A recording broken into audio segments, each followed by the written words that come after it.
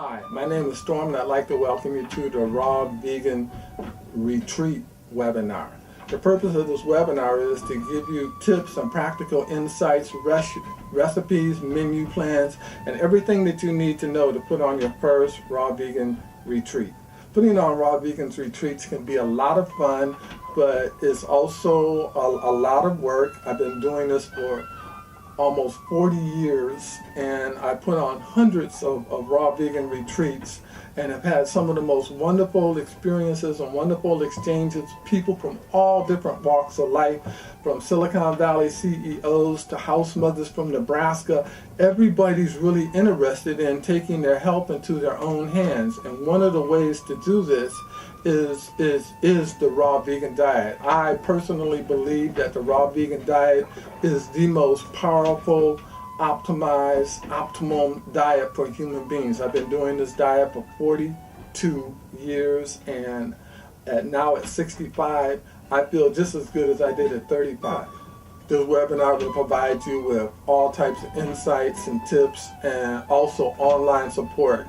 If you're putting on a raw vegan webinar, cut.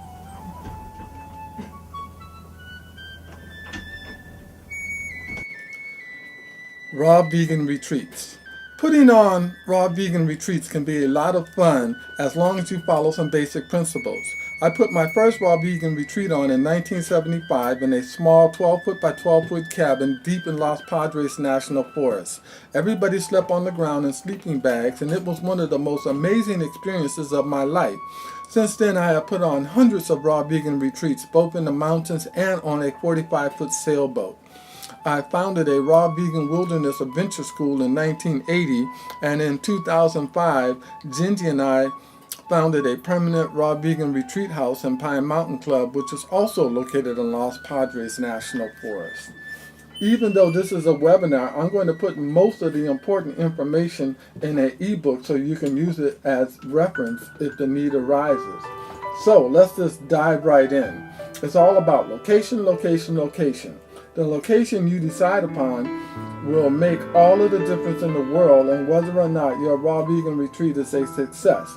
There are some raw vegan retreats located only in the city, like OHI in San Diego.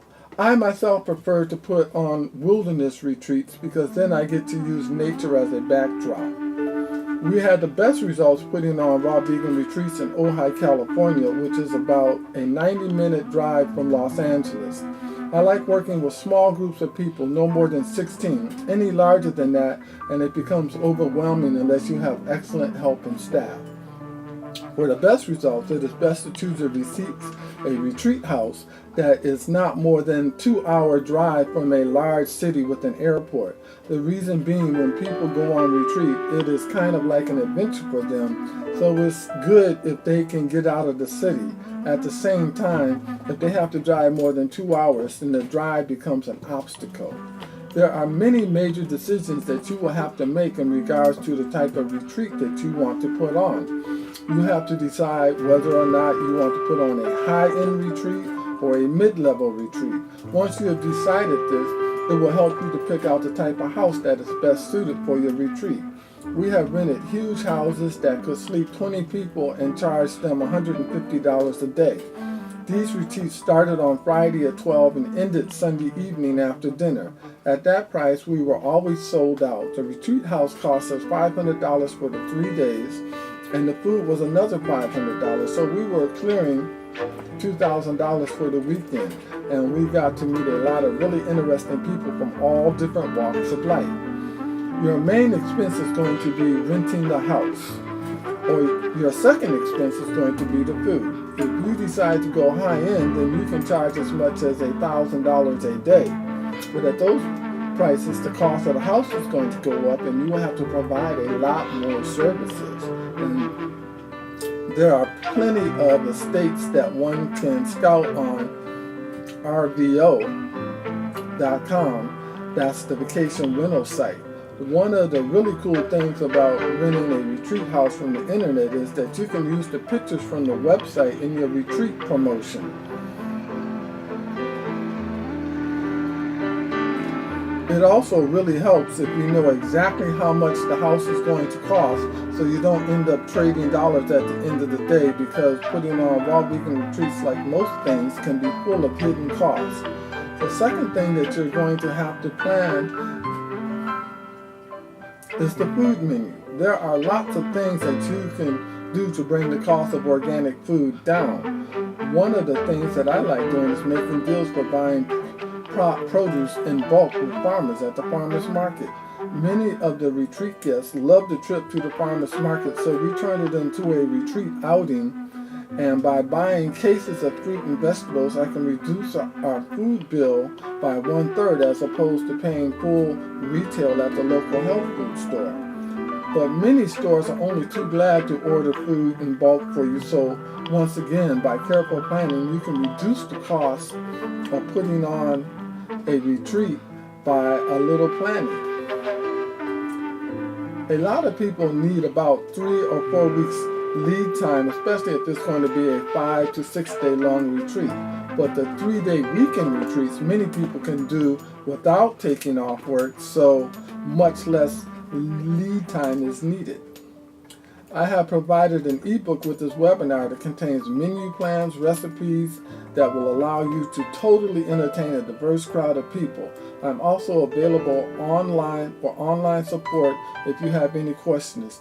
The ebook titled The Next Level also contains a lot of the philosophy and concepts that have allowed me to stay raw for over 42 years. The key is having a balanced diet, which is something that many people who are trying to go 100% raw struggle with. You are going to be confronted with a lot of different types of people with different types of reasons for going raw. Some want to gain weight, some want to lose weight. You may even find that there are some people with major illnesses that the medical community does not have an answer for, and they come to a raw food retreat as a last resort, expecting a miracle. I have tried to cover as many of these conditions in the ebook in the section on healing as possible. Once you start putting on raw vegan retreats, you will be surprised at how many really serious conditions respond positively to a raw vegan diet change and a little exercise. The workouts. Even if you have a perfectly well-balanced raw menu plan and you are totally comfortable with eating the raw vegan diet, you will still only have half a program if you don't have a workout plan in place. And putting on a raw vegan retreat, you will find that you will meet all different types of people on all different levels of ability. If you have young, healthy people who want to be challenged, you are not going to be able to group them with people who haven't moved in years. So it's going to take dividing the group up into levels of ability, and then having someone who can challenge the faster group, while at the same time the slower group gets to move at their own pace in a non-stressful structure. Much of this can be handled by careful planning. One of the things that I love to do is give my retreats a theme. Then I will attract like-minded people who are on the same level. The themes for raw vegan retreats are endless. You can do everything from a wilderness hiking retreat to a colon cleansing retreat. I find that one of the best universal workouts for the general retreat or general theme retreats is walking. Walking is something that everyone can do on different levels, and once you get people moving, magic happens. Pricing. This is the one area that will either make or break your desire to go on doing raw vegan retreats. If you don't charge enough, then you end up paying for other people to come to your retreats. And in the end, you end up shortchanging them, which leaves a lot of bad energy in the air. If you do a bare bones retreat, which can be a lot of fun, then you have retreat guests doing dishes and helping with food prep, etc. But if someone is paying $1,000 a day, then they want to be pampered. You should have a masseuse on the premise. You should have a yoga instructor and a personal trainer type.